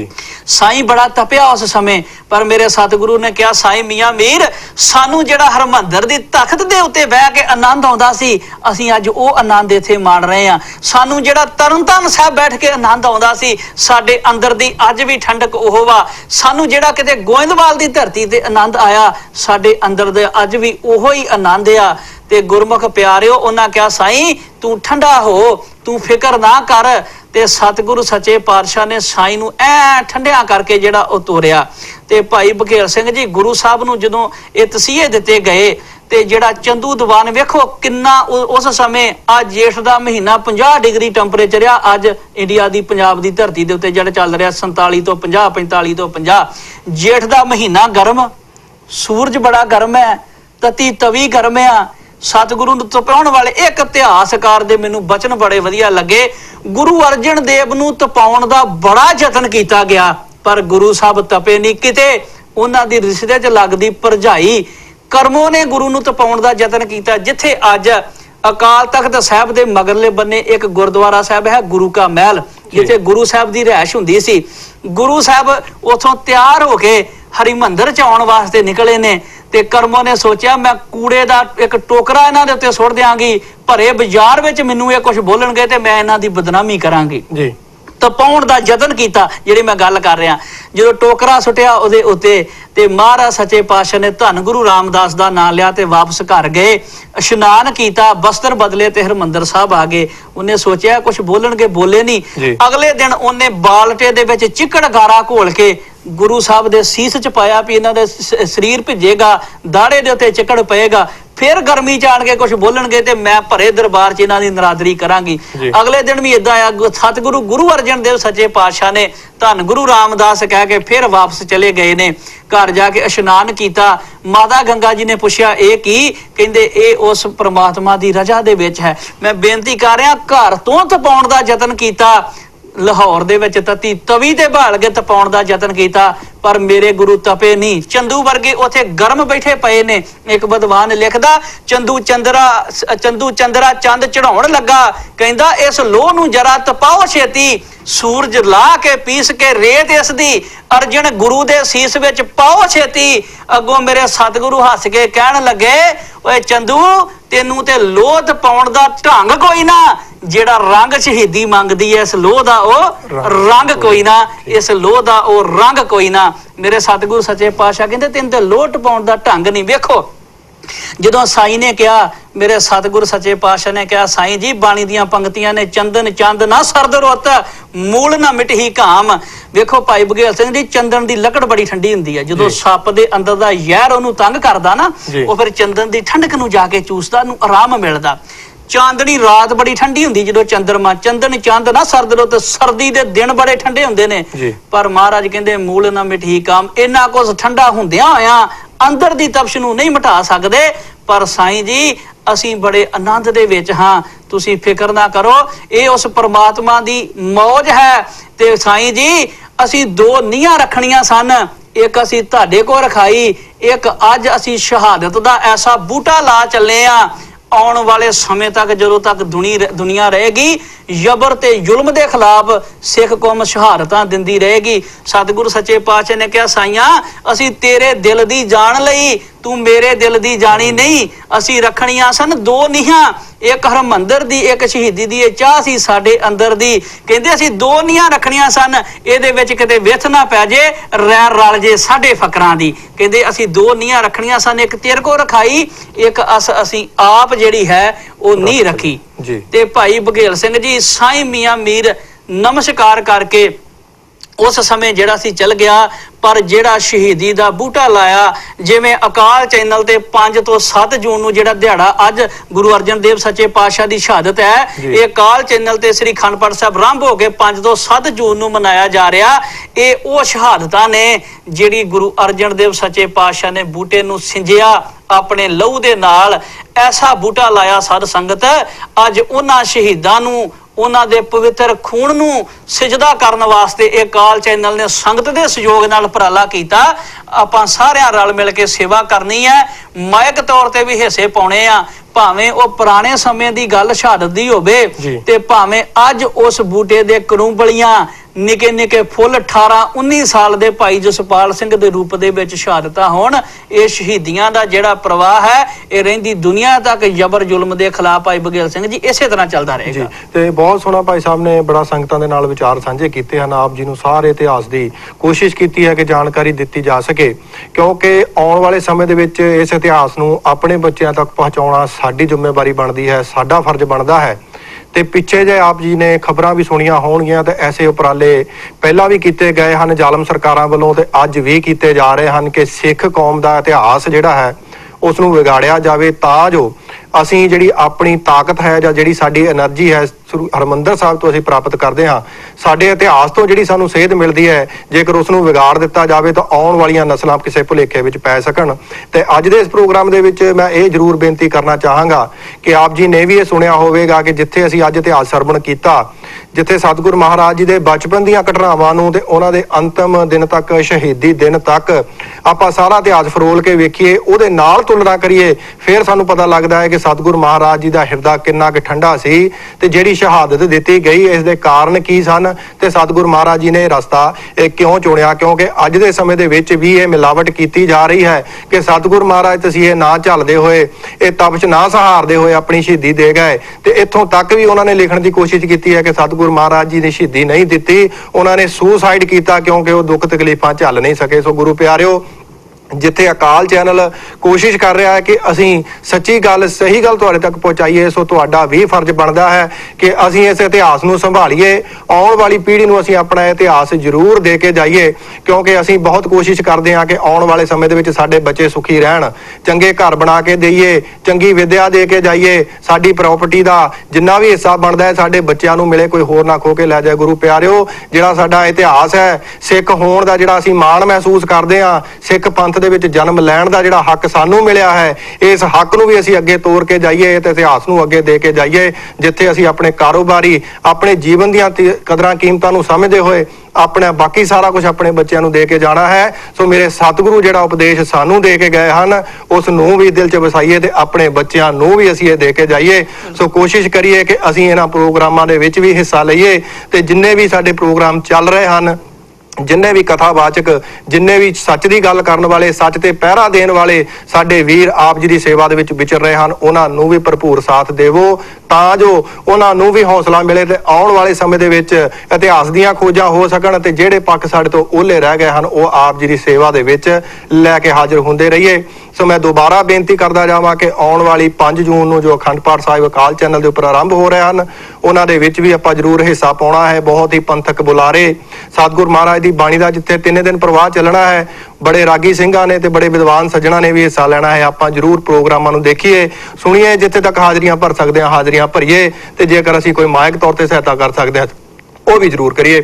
ਸੋ ਭਾਈ ਸਾਹਿਬ ਅੱਜ ਦੇ ਇਸ ਪ੍ਰੋਗਰਾਮ ਦੇ ਵਿੱਚ ਜਿੱਥੇ ਆਪਣਾ ਸਮਾਂ ਸਾਡੀ ਚਾਲ ਚੱਲਦਾ ਜਾ ਰਿਹਾ ਹੈ, ਸੋ ਆਪਾਂ ਇਸ ਇਤਿਹਾਸ ਨੂੰ ਥੋੜਾ ਜਿਹਾ ਅੱਗੇ ਤੋਰੀਏ। ਤੇ ਮੈਂ ਆਪ ਜੀ ਨੂੰ ਇਹ ਜ਼ਰੂਰ ਪੁੱਛਣਾ ਚਾਹਾਂਗਾ, ਜਦੋਂ ਗੱਲਬਾਤ ਹੁੰਦੀ ਹੈ ਗੁਰੂ ਅਰਜਨ ਦੇਵ ਮਹਾਰਾਜ ਜੀ ਦੀ ਸ਼ਹੀਦੀ ਦੀ, ਤੇ ਨਾਲ ਦੀ ਨਾਲ ਹਰਿਮੰਦਰ ਸਾਹਿਬ ਦਾ ਜਦੋਂ ਅਸੀਂ ਸਮਰਨ ਕਰਦੇ ਹਾਂ, ਯਾਦ ਆਉਂਦੀ ਹੈ, ਤਾਂ ਸਾਡੇ ਅਜੋਕੇ ਸ਼ਹੀਦ ਜੋ ਸਾਡੀ ਕੌਮ ਦੇ ਨਾਲ ਜੋ ਘੱਲੂਘਾਰਾ ਵਰਤਿਆ, ਉਸ ਦੀ ਗੱਲ ਕਰਨੀ ਵੀ ਜ਼ਰੂਰੀ ਬਣ ਜਾਂਦੀ ਹੈ। ਆਪਾਂ ਥੋੜਾ ਜਿਹਾ ਉਸ ਦੇ ਉੱਤੇ ਵੀ ਜ਼ਰੂਰ ਵਿਚਾਰ ਸਾਂਝਾ ਭਾਈ ਬਘੇਲ ਸਿੰਘ ਜੀ, ਜਿੰਨਾ ਚਿਰ ਗੁਰੂ ਅਰਜਨ ਦੇਵ ਸੱਚੇ ਪਾਤਸ਼ਾਹ ਦੇ ਸਾਥ ਦੇ ਸਮੇਂ ਅਟੈਕ ਹੋਇਆ, ਉਹ ਸ਼ਹੀਦਾਂ ਦੀ ਯਾਦ ਜਿਹੜੀ ਰਹਿੰਦੀ ਦੁਨੀਆ ਤੱਕ ਨਾਲ ਹੀ ਚੱਲਣੀ ਆ। ਜਿਹੜੀ ਗੱਲ ਤੁਸੀਂ ਕੀਤੀ ਵੀ ਲੋਕ ਕਹਿੰਦੇ ਸੁਸਾਈਡ ਕੀਤਾ, ਆਪਾਂ ਇਹ ਇਤਿਹਾਸ ਨੂੰ ਵੀ ਜਿਹੜਾ ਸੰਗਤਾਂ ਦੇ ਸਾਹਮਣੇ ਰੱਖ ਜੀਏ ਸਮੇਂ ਅਨੁਸਾਰ। ਜੋ ਗੁਰੂ ਸਾਹਿਬ ਨੂੰ ਘਰ ਦੇ ਵਿੱਚੋਂ ਵੀ ਸਰੀਕਾ ਮਿਲਿਆ, ਜਿਵੇਂ ਗੁਰਬਾਣੀ ਦੇ ਵਿੱਚ ਇਹ ਬਚਨ ਮਿਲਦੇ ਨੇ, ਪ੍ਰਥਮੇ ਮਤਾ ਪਤਰੀ ਚਲਾਉ, ਦੁਤੀਏ ਮਤਾ ਦੋਏ ਮਨੁੱਖ ਬਚਾਉ, ਤ੍ਰਿਤੀਏ ਮਤਾ ਕਿਛ ਕਰੂੰ ਉਪਾਇਆ। ਤੇ ਮੇਰੇ ਸਾਹਿਬ ਨੂੰ ਸਿੱਖਾਂ ਨੇ ਕਿਹਾ ਸਤਿਗੁਰੂ ਕਾਗਜ਼ ਲਿਖ ਕੇ ਜਹਾਂਗੀਰ ਨੂੰ ਭੇਜ ਦਈਏ ਵੀ ਸਾਡੀ ਕੋਈ ਗੱਲ ਨਹੀਂ ਇਦਾਂ ਦੀ, ਜਾਂ ਕੋਈ ਬੰਦੇ ਭੇਜ ਦਈਏ, ਕੋਈ ਹੋਰ ਉਪਾਅ ਕਰੀਏ। ਤੇ ਮਹਾਰਾਜ ਨੇ ਬਾਣੀ 'ਚ ਕਿਹਾ ਮੈਂ ਸਭ ਕੁਝ ਛੋੜ ਪ੍ਰਭ ਤੂੰ ਹੀ ਧਿਆਇਆ।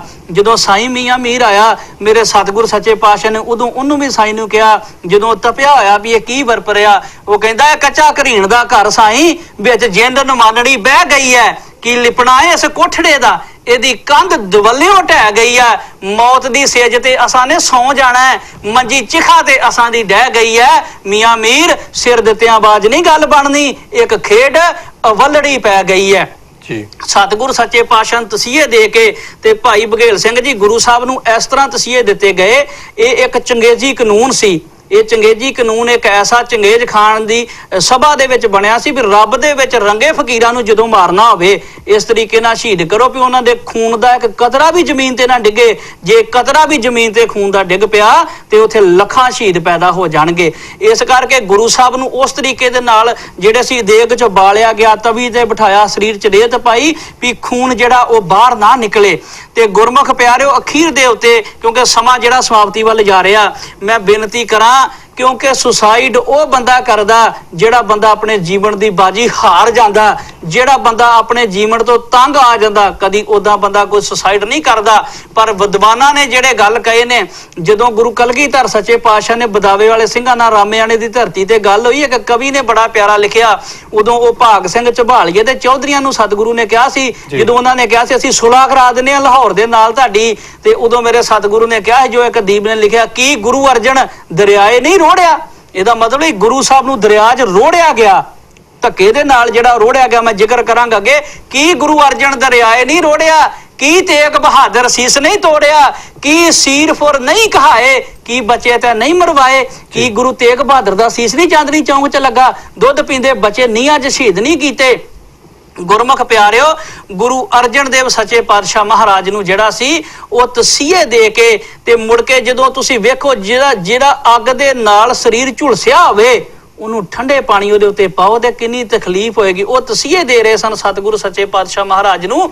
ਉਹਨਾਂ ਨੇ ਮੁੜ ਕੇ ਜਿਹੜਾ ਸੀ ਗੁਰੂ ਸਾਹਿਬ ਨੂੰ ਰਾਵੀ ਦੇ ਕੰਢੇ ਤੇ ਖੜ ਕੇ ਉਹਨਾਂ ਦੇ ਹੱਥ ਪੈਰ ਬੰਨ ਕੇ, ਕਈ ਇਤਿਹਾਸਕਾਰਾਂ ਤੇ ਲਿਖਿਆ ਨਾਲ ਪੱਥਰ ਬੰਨ ਕੇ ਰਾਵੀ ਦਰਿਆ ਦੇ ਵਿੱਚ ਰੋੜਿਆ ਗਿਆ। ਕਈ ਕਹਿੰਦੇ ਜੀ ਚੁੱਭੀ ਮਾਰ ਲਈ ਤੇ ਮਹਾਰਾਜ ਬਾਹਰ ਨਹੀਂ ਆਏ। ਜੇ ਕੋਈ ਕਰਾਮਾਤ ਇਦਾਂ ਦੀ ਵਿਖਾਉਣੀ ਹੁੰਦੀ ਤੇ ਗੁਰੂ ਸਾਹਿਬ ਪਹਿਲਾਂ ਵਿਖਾ ਸਕਦੇ, ਉਹਨਾਂ ਨੂੰ ਬਹਿਣ ਦੀ ਲੋੜ ਨਹੀਂ। ਤੇਰਾ ਕੀਆ ਮਿੱਠਾ ਲਾਗੇ ਦੇ ਜਿਹੜੇ ਬਚਨ ਸਨ ਉਹਨਾਂ ਨੇ ਜੋ, ਕਿਉਂਕਿ ਜਿਹੜੀਆਂ ਗੱਲਾਂ ਗੁਰੂ ਗ੍ਰੰਥ ਸਾਹਿਬ ਦੀ ਬਾਣੀ ਦੇ ਵਿੱਚ ਲਿਖੀਆਂ, ਪਹਿਲਾਂ ਮਰਨ ਕਬੂਲ ਜੀਵਨ ਕੀ ਛੱਡੇ ਆਸ, ਹੋ ਸਬਨ ਕੀ ਰੈਨਕਾ ਤੋਂ ਆਓ ਹਮਾਰੇ ਪਾਸ। ਜੇ ਇਹ ਸ਼ਹਾਦਤ ਇਸ ਤਰੀਕੇ ਨਾਲ ਨਾ ਦਿੰਦੇ ਤੇ ਅੱਜ ਦੁਨੀਆ ਦੇ ਲੋਕ ਗੁਰੂ ਗ੍ਰੰਥ ਸਾਹਿਬ ਤੇ ਉਂਗਲ ਉਠਾ ਸਕਦੇ ਸਨ। ਜੀ ਭਾਈ ਸਾਹਿਬ ਨੇ ਬੜੇ ਹੀ ਸੁੰਦਰ ਵਿਚਾਰਾਂ ਦੇ ਨਾਲ ਆਪ ਜੀ ਨੂੰ ਦੇਖੋ ਸਾਰੇ ਇਤਿਹਾਸ ਦੀ ਜਾਣਕਾਰੀ ਦਿੱਤੀ ਹੈ। ਸੋ ਮੈਂ ਫੇਰ ਜ਼ਰੂਰ ਸੰਗਤਾਂ ਨੂੰ ਇਹ ਬੇਨਤੀ ਕਰਦਾ ਜਾਵਾਂ ਕਿ ਅਸੀਂ ਕੋਸ਼ਿਸ਼ ਕਰੀਦੀ ਹੈ ਕਿ ਸਤਿਗੁਰ ਨੇ ਜਿੰਨੀ ਕਿਸਮਤ ਸਾਨੂੰ ਬਖਸ਼ੀ ਹੈ ਆਪ ਜੀ ਦੇ ਨਾਲ ਵਿਚਾਰਾਂ ਦੀ ਸਾਂਝ ਕਰ ਸਕੀਏ। ਸੋ ਆਪ ਜੀ ਸਾਡੇ ਨਾਲੋਂ ਜ਼ਿਆਦਾ ਸੂਝਵਾਨ ਹੋ, ਪੜ੍ਹੇ ਲਿਖੇ ਹੋ, ਸਿਆਣੇ ਸਰੋਤੇ ਹੋ। ਸੋ ਜੇਕਰ ਸਾਡੇ ਤੋਂ ਆਪ ਜੀ ਨੂੰ ਕੋਈ ਲੱਗਦਾ ਹੈ ਕਿ ਗੱਲਬਾਤ ਗਲਤ ਬੋਲੀ ਗਈ ਹੈ, ਸੋ ਆਪ ਜੀ ਨੇ ਇਤਿਹਾਸ ਦੀ ਜ਼ਰੂਰ ਪੜਚੋਲ ਕਰਨੀ ਹੈ ਤੇ ਫਿਰ ਉਸ ਗੱਲ ਦਾ ਜਵਾਬ ਜ਼ਰੂਰ ਦੇਣਾ ਹੈ। ਤੇ ਗੁਰੂ ਪਿਆਰਿਓ ਆਪ ਜੀ ਨੂੰ ਇੱਕ ਬੇਨਤੀ ਜ਼ਰੂਰ ਕਰਦਾ ਜਾਵਾਂਗਾ ਕਿ ਅਸੀਂ ਇੱਥੇ ਸ਼ਹਾਦਤ ਨੂੰ ਯਾਦ ਰੱਖਣਾ ਹੈ। ਅਸੀਂ ਯਾਦ ਕਰੀਏ ਕਿ ਉਹਨਾਂ ਨੂੰ ਵੱਖ-ਵੱਖ ਤਰ੍ਹਾਂ ਦੇ ਤਸੀਹੇ ਦਿੱਤੇ ਗਏ ਤੇ ਜਿਹੜੀ ਗਵਰਨਮੈਂਟ, ਜਿਹੜੀ ਸਰਕਾਰ ਕਦੇ ਦੇਗਾਂ ਦੇ ਵਿੱਚ ਉਬਾਲਦੀ ਹੈ, ਕਦੇ ਤੱਤੀਆਂ ਤਵੀਆਂ ਦੇ ਉੱਪਰ ਬਿਠਾਲਦੀ ਹੈ, ਤੱਤੀ ਰੇਤਾ ਸਿਰ ਦੇ ਵਿੱਚ ਪਾਈ ਜਾਂਦੀ ਹੈ, ਤਰ੍ਹਾਂ ਦੇ ਤਸੀਹੇ ਦਿੱਤੇ ਜਾਂਦੇ ਹਨ, ਤਾਂ ਉਹ ਨਰਮ ਕਿੱਦਾਂ ਹੋ ਜਾਣਗੇ। ਕਿਸ ਤਰ੍ਹਾਂ ਇਜਾਜ਼ਤ ਦੇਣਗੇ ਕਿ ਤੁਸੀਂ ਜਾਓ ਤੇ ਜਾ ਕੇ ਬੈਠ ਕੇ ਚਾਹੇ ਪਾਠ ਕਰ ਲਓ ਤੇ ਚਾਹੇ ਤੁਸੀਂ ਇਸ਼ਨਾਨ ਕਰ ਲਓ। ਇਸ ਗੱਲ ਨੂੰ ਜ਼ਰੂਰ ਪੜਚੋਲੀਏ, ਫਿਰ ਇਤਿਹਾਸ ਦੀ ਜਾਣਕਾਰੀ ਸਾਨੂੰ ਜ਼ਿਆਦਾ ਮਿਲ ਸਕਦੀ ਹੈ। ਜਿਸ ਤਰ੍ਹਾਂ ਮੈਂ ਪਹਿਲਾਂ ਵੀ ਬੇਨਤੀ ਕੀਤੀ ਕਿ ਆਉਣ ਵਾਲੇ ਸਮੇਂ ਦੇ ਵਿੱਚ ਸਾਡੇ ਇਤਿਹਾਸ ਨੂੰ ਬੜੇ ਵੱਡੇ ਪੱਧਰ ਦੇ ਉੱਪਰ ਗੰਧਲਾ ਕਰਨ ਦੀ ਕੋਸ਼ਿਸ਼ ਕੀਤੀ ਜਾ ਰਹੀ ਹੈ। ਜਿੱਥੇ ਅਸੀਂ ਬਾਕੀ ਚੀਜ਼ਾਂ ਦੀ ਸਾਂਭ ਸੰਭਾਲ ਕਰਨੀ ਹੈ, ਆਪਣੇ ਇਤਿਹਾਸ ਨੂੰ ਜ਼ਰੂਰ ਸਾਂਭ ਲਈਏ, ਨਹੀਂ ਤਾਂ ਆਉਣ ਵਾਲੇ ਸਮੇਂ ਦੇ ਵਿੱਚ ਉਹ ਦਿਨ ਦੂਰ ਨਹੀਂ ਹੈ ਕਿ ਸਾਡੇ ਇਤਿਹਾਸ ਨੂੰ ਵਿਗਾੜ ਕੇ ਤੋੜ ਮਰੋੜ ਕੇ ਇਸ ਤਰ੍ਹਾਂ ਪੇਸ਼ ਕੀਤਾ ਜਾਵੇਗਾ ਕਿ ਆਉਣ ਵਾਲੀਆਂ ਨਸਲਾਂ ਜਿੱਥੇ ਅੱਜ ਅਸੀਂ ਫਖਰ ਕਰਦੇ ਹਾਂ ਉੱਥੇ ਸ਼ਾਇਦ ਕਿੰਤੂ ਪਰੰਤੂ ਕਰਨ ਲੱਗ ਜਾਣ ਕਿ ਇਹ ਗੱਲ ਕਿਸ ਤਰ੍ਹਾਂ ਹੋ ਗਈ, ਜਾਂ ਆਉਣ ਵਾਲੇ ਸਮੇਂ ਦੇ ਵਿੱਚ ਇੰਨਾ ਕੁ ਵਿਗਾੜ ਦਿੱਤਾ ਜਾਵੇ ਕਿ ਸਾਡਾ ਵਿਸ਼ਵਾਸ ਟੁੱਟ ਜਾਵੇ। ਤੇ ਨਾਲ ਦੀ ਨਾਲ ਮੈਂ ਇਹ ਵੀ ਜ਼ਰੂਰ ਬੇਨਤੀ ਕਰਨਾ ਚਾਹਾਂਗਾ ਕਿ ਸਤਿਗੁਰੂ ਮਹਾਰਾਜ ਜੀ ਦਾ ਫਰਮਾਨ ਹੈ ਕਿ ਖਾਲਸਾ ਕਦੇ ਮੁੱਕ ਨਹੀਂ ਸਕਦਾ, ਇਸ ਨੂੰ ਮਾਰਨ ਵਾਲੇ ਮੁਕਾਉਣ ਵਾਲੇ ਮੁੱਕ ਜਾਂਦੇ ਹਨ। ਖਾਲਸੇ ਨੇ ਜਿਉਂਦੇ ਰਹਿਣਾ ਹੈ, ਆਉਣ ਵਾਲੀਆਂ ਨਸਲਾਂ ਤੱਕ ਜਿਉਂਦਾ ਰਹੇਗਾ। ਪਰ ਅਸੀਂ ਇਸੇ ਆਸ ਤੇ ਨਾ ਬੈਠੇ ਰਹੀਏ ਕਿ ਹੋਰ ਕੋਈ ਖਾਲਸਾ ਪੈਦਾ ਹੋਏਗਾ, ਉਹ ਜਿਉਂਦਾ ਰਹੇਗਾ। ਖੁਦ ਗੁਰੂ ਨਾਲ ਜੁੜੀਏ, ਖੁਦ ਖਾਲਸੇ ਬਣੀਏ, ਜਿੱਥੇ ਆਪ ਜੀਵੀਏ, ਬੱਚਿਆਂ ਨੂੰ ਜਿਉਣ ਦਾ ਢੰਗ ਜ਼ਰੂਰ ਦੱਸ ਕੇ ਜਾਈਏ।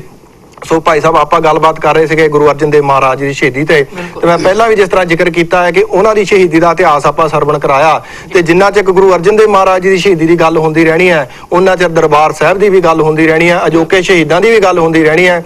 ਕੀ ਕਹਿਣਾ ਚਾਹੋਗੇ ਉਸ ਵਿਸ਼ੇ ਤੇ ਵੀ ਆਪਾਂ ਥੋੜਾ ਜਿਹਾ ਜ਼ਰੂਰ ਸੰਗਤਾਂ ਨੂੰ ਬਿਲਕੁਲ ਭਾਈ ਸਾਹਿਬ ਜੀ, ਜਿਹੜਾ ਉਹ ਸਮਾਂ ਜਿੱਦਾਂ ਹੁਣ ਅਕਾਲ ਚੈਨਲ ਤੇ ਉਹ ਪ੍ਰੋਗਰਾਮ ਮਨਾਇਆ ਜਾਣਾ ਆਉਣ ਵਾਲੇ ਸਮੇਂ ਦੇ ਵਿੱਚ, ਅਸੀਂ ਜੂਨ 84 ਦੇ ਉੱਤੇ ਵੀ ਜੇ ਸੰਗਤਾਂ ਦਾ ਸਾਨੂੰ ਹੁਕਮ ਹੋਏਗਾ, ਸੰਗਤਾਂ ਸਾਡਾ ਸਾਥ ਦੇਣਗੀਆਂ, ਤੇ ਅਸੀਂ ਜਿਹੜਾ ਜੂਨ 84 ਦੇ ਘੱਲੂ ਘਾਰੇ ਦੇ ਉੱਤੇ ਵੀ ਜਿਹੜੀਆਂ ਸੰਗਤਾਂ ਦੇ ਨਾਲ ਉਹ ਵਿਚਾਰਾਂ ਕਰਾਂਗੇ। ਕਿਉਂਕਿ ਜਿਹੜਾ ਜੂਨ 84 ਦੇ ਵਿੱਚ ਹੋਇਆ, ਹਮੇਸ਼ਾ ਹੀ ਦਿੱਲੀ ਤਖਤ ਨੂੰ ਜਿਹੜਾ ਹੈ ਇਹ ਸੱਚ ਦੀ ਆਵਾਜ਼ ਚੁੱਭਦੀ ਰਹੀ ਆ। ਭਾਵੇਂ ਉਹ ਜਹਾਂਗੀਰ ਦੇ ਵੇਲੇ ਸੀ, ਭਾਵੇਂ ਕੋਈ ਅਬਦਾਲੀ ਵਰਗਾ ਸੀ, ਕੋਈ ਅਕਬਰ ਵਰਗਾ ਸੀ, ਕੋਈ ਵੀ ਆਇਆ, ਤੇ ਭਾਵੇਂ 1984 ਵਿੱਚ ਸਮੇਂ ਦੀ ਹਕੂਮਤ ਇੰਦਰਾ ਗਾਂਧੀ ਨੂੰ ਵੀ ਜਿਹੜੀ ਸੀ ਉਹ ਅਕਾਲ ਤਖਤ ਸਾਹਿਬ ਤੋਂ ਸੱਚ ਦੀ ਆਵਾਜ਼ ਜਿਹੜੀ ਚੁੱਭਦੀ ਸੀ, ਤੇ ਉਹ ਆਜ਼ਾਦ ਹਿੰਦੁਸਤਾਨ ਭਾਰਤ ਦੇ ਵਿੱਚ ਜਿਹੜਾ ਸੀ ਇੱਕ ਸਿੱਖ ਕੌਮ ਨੂੰ ਸਬਕ ਸਿਖਾਉਣ ਵਾਸਤੇ ਇਹ ਕੰਮ ਕੀਤਾ ਗਿਆ।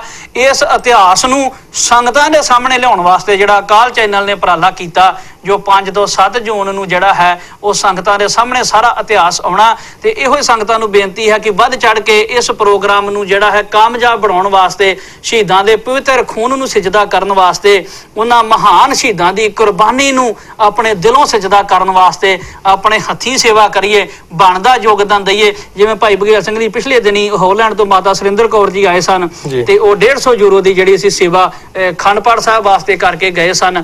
ਅਤੇ ਜਿੱਦਾਂ ਗੁਰਦੁਆਰਾ ਸਾਹਿਬ ਦੀ ਸੇਵਾ ਚੱਲ ਰਹੀ ਹੈ ਅਕਾਲ ਚੈਨਲ ਦੇ ਮਾਧਿਅਮ ਰਾਹੀਂ, ਤੇ ਸੰਗਤਾਂ ਉਹ ਵੀ ਮਾਇਆ ਦੇ ਰਹੀਆਂ। ਅੱਜ ਵੀ ਮੈਂ ਗੁਰਦੁਆਰਾ ਸਾਹਿਬ ਸੀਟ ਗਿਆ ਸਾਂ, ਤੇ ਪਿਛਲੇ ਹਫ਼ਤੇ ਵੀ ਸਰਦਾਰ ਤਰਸੇਮ ਸਿੰਘ ਹੁਣਾ ਤੇ ਮਲਕੀਤ ਸਿੰਘ ਹੁਣਾ, ਸੁਰਿੰਦਰ ਸਿੰਘ ਜੀ ਨਿੱਜਰ ਹੁਣਾ ਮਾਇਆ ਦਿੱਤੀ, ਤੇ ਅੱਜ ਵੀ ਇੱਕ ਸਰਦਾਰ ਪਿਆਰਾ ਸਿੰਘ ਜੀ ਬੁਲਵਰਹਾਪਟਨ ਤੋਂ ਉਹਨਾਂ ਨੇ 100 ਪਾਉਂਡ ਦੀ ਜਿਹੜੀ ਸੇਵਾ ਉਹ ਗੁਰਦੁਆਰੇ ਦੀ ਕਾਰ ਸੇਵਾ ਵਾਸਤੇ ਕੀਤੀ।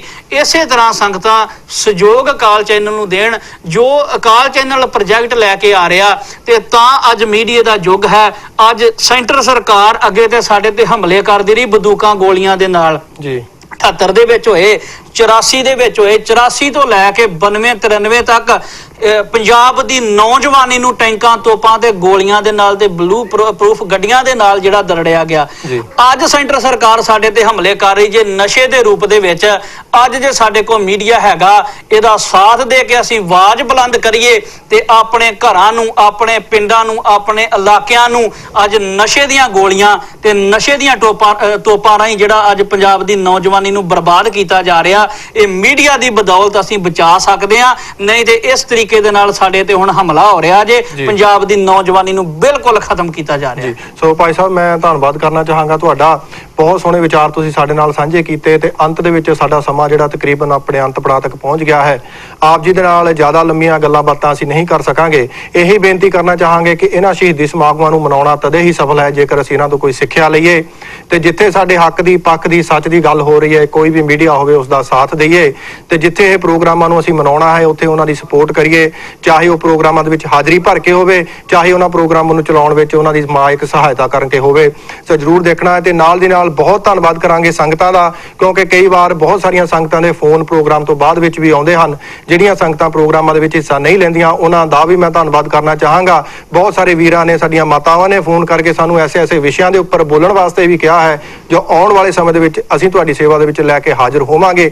ਕੋਸ਼ਿਸ਼ ਕਰਾਂਗੇ ਕਿ ਜਿੰਨੀ ਸਤਿਗੁਰ ਨੇ ਸਾਨੂੰ ਸਮੱਤਿਆ ਬਖਸ਼ੀ ਹੈ ਉਸ ਦੇ ਉੱਪਰ ਆਪ ਜੀ ਨੂੰ ਜਾਣਕਾਰੀ ਦਿੱਤੀ ਜਾ ਸਕੇ। ਸੋ ਅੰਤ ਦੇ ਵਿੱਚ ਮੈਂ ਇੰਨਾ ਹੀ ਕਹਾਂਗਾ। ਤੇ ਭਾਈ ਸਾਹਿਬ, ਅੰਤ ਦੇ ਵਿੱਚ ਆਖਰੀ ਸ਼ਬਦਾਂ ਦੇ ਵਿੱਚ ਅੱਜ ਦੇ ਇਸ ਸ਼ਹੀਦੀ ਸਮਾਗਮ ਨੂੰ ਸਮਰਪਿਤ ਆਪ ਜੀ ਕੀ ਕਹਿਣਾ ਚਾਹੋਗੇ ਸੰਗਤਾਂ ਨੂੰ? ਮੈਂ ਇਹੋ ਹੀ ਬੇਨਤੀ ਕਰਾਂਗਾ ਭਾਈ ਬਘੇਲ ਸਿੰਘ ਜੀ, ਧੰਨ ਗੁਰੂ ਅਰਜਨ ਦੇਵ ਸੱਚੇ ਪਾਤਸ਼ਾਹ ਦੀ ਸੱਚੀ ਸੁੱਚੀ ਸ਼ਹਾਦਤ ਨੂੰ ਜੇ ਆਪਾਂ ਸ਼ਰਧਾ ਦੇ ਫੁੱਲ ਭੇਟ ਕਰਨੇ ਆ।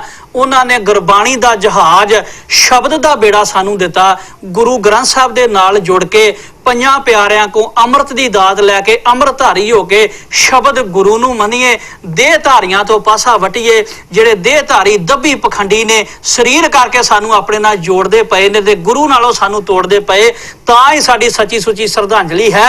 ਜਿਹੜਾ ਗੁਰੂ ਸਾਹਿਬ ਨੇ ਬਾਣੀ ਦਾ ਜਹਾਜ਼ ਸਾਡੇ ਵਾਸਤੇ ਬਣਾਇਆ, ਉਹਨੂੰ ਨਮਸਕਾਰ ਕਰੀਏ, ਅੰਮ੍ਰਿਤ ਵੇਲਾ ਸਾਂਭੀਏ, ਬਾਣੀ ਪੜ੍ਹੀਏ, ਆਪਣੇ ਹਿਰਦੇ 'ਚ ਵਸਾਈਏ, ਆਪਣੇ ਬੱਚਿਆਂ ਪਰਿਵਾਰ ਨੂੰ ਅੰਮ੍ਰਿਤਧਾਰੀ ਬਣਾ ਕੇ ਤੇ ਫਿਰ ਸਾਡਾ ਸੱਚਾ ਸੁੱਚਾ ਸਿਜਦਾ ਹੈ। ਤੇ ਗੁਰੂ ਸਾਹਿਬ ਦੀ ਸ਼ਹਾਦਤ ਦੇ ਉੱਤੇ ਜਿਹੜਾ ਪ੍ਰੋਗਰਾਮ ਅਕਾਲ ਚੈਨਲ ਤੇ ਹੋ ਰਿਹਾ, ਇਹਦਾ ਵੱਧ ਤੋਂ ਵੱਧ ਸਾਥ ਦੇ ਕੇ ਇਸ ਪ੍ਰੋਗਰਾਮ ਦੇ ਵਿੱਚ ਉਹਨਾਂ ਸ਼ਹੀਦਾਂ ਨੂੰ ਸ਼ਰਧਾ ਦੇ ਫੁੱਲ ਭੇਟ ਕਰੀਏ ਜੀ। ਸੋ ਸੰਗਤ ਜੀ, ਸਾਡਾ ਪ੍ਰੋਗਰਾਮ ਦਾ ਸਮਾਂ ਜਿਹੜਾ ਤਕਰੀਬਨ ਸਮਾਪਤ ਹੋ ਚੁੱਕਾ ਹੈ। ਸੋ ਅੰਤ ਦੇ ਵਿੱਚ ਇਹੀ ਬੇਨਤੀ ਕਰਾਂਗੇ ਕਿ ਆਪ ਜੀ ਸਾਰੇ ਪ੍ਰੋਗਰਾਮਾਂ ਨੂੰ ਇਸੇ ਤਰ੍ਹਾਂ ਦੇਖਦੇ ਰਹੋ, ਸੁਣਦੇ ਰਹੋ, ਆਪਣਾ ਸਾਥ ਦਿੰਦੇ ਰਹੋ ਤੇ ਸਾਨੂੰ ਆਪਣੇ ਵਡਮੁੱਲੇ ਵਿਚਾਰ ਵੀ ਜ਼ਰੂਰ ਸਾਂਝੇ ਕਰਦੇ ਰਹੋ। ਸੋ ਕੋਸ਼ਿਸ਼ ਕਰਾਂਗੇ ਕਿ ਆਉਣ ਵਾਲੇ ਪ੍ਰੋਗਰਾਮਾਂ ਦੇ ਵਿੱਚ ਇਸ ਤੋਂ ਵੀ ਵਧੀਆ ਪ੍ਰੋਗਰਾਮ, ਚੰਗੇ ਪ੍ਰੈਜ਼ੈਂਟਰਾਂ ਦੇ ਰਾਹੀਂ ਤੁਹਾਡੀ ਸੇਵਾ ਦੇ ਵਿੱਚ ਪੇਸ਼ ਕਰੀਏ। ਜਿੱਥੇ ਇਤਿਹਾਸ ਦੀ ਜਾਣਕਾਰੀ ਦਈਏ, ਉੱਥੇ ਆਪਣੇ ਅਜੋਕੇ ਜੀਵਨ ਦੇ ਵਿੱਚ ਵੀ ਜੋ ਗੱਲਾਂ ਬਾਤਾਂ ਸਾਡੇ ਨਾਲ ਵਰਤ ਰਹੀਆਂ ਹਨ, ਉਹਨਾਂ ਪ੍ਰੋਗਰਾਮਾਂ ਦੇ ਵਿੱਚ ਵੀ ਆਪ ਜੀ ਦੀ ਹਾਜ਼ਰੀ ਭਰੀਏ। ਸੋ ਸੁਬਾਹ ਦੇ ਵਿੱਚ ਵੀ ਪ੍ਰੋਗਰਾਮ ਲੈ ਕੇ ਆਪ ਜੀ ਦੀ ਸੇਵਾ ਦੇ ਵਿੱਚ ਹਾਜ਼ਰ ਹੋਈਦਾ ਹੈ। ਬੜੀਆਂ ਸੰਗਤਾਂ ਸਾਨੂੰ ਸਹਿਯੋਗ ਦਿੰਦੀਆਂ ਹਨ ਤੇ ਅੰਤ ਦੇ ਵਿੱਚ ਆਪ ਜੀ ਨੂੰ ਇੰਨਾ ਹੀ ਕੁਝ ਕਹਿੰਦੇ ਹੋਏ ਆਪ ਜੀ ਦੇ ਪਾਸੋਂ ਅਸੀਂ ਆਗਿਆ ਚਾਹਾਂਗੇ। ਆਉਣ ਵਾਲੇ ਸਮੇਂ ਤੱਕ ਲਈ ਸਤਿਗੁਰ ਕਿਰਪਾ ਕਰਨ, ਆਪ ਜੀ ਅਸੀਸ ਬਖਸ਼ੋ। ਵਾਹਿਗੁਰੂ ਜੀ ਕਾ ਖਾਲਸਾ, ਵਾਹਿਗੁਰੂ ਜੀ ਕੀ ਫਤਿਹ।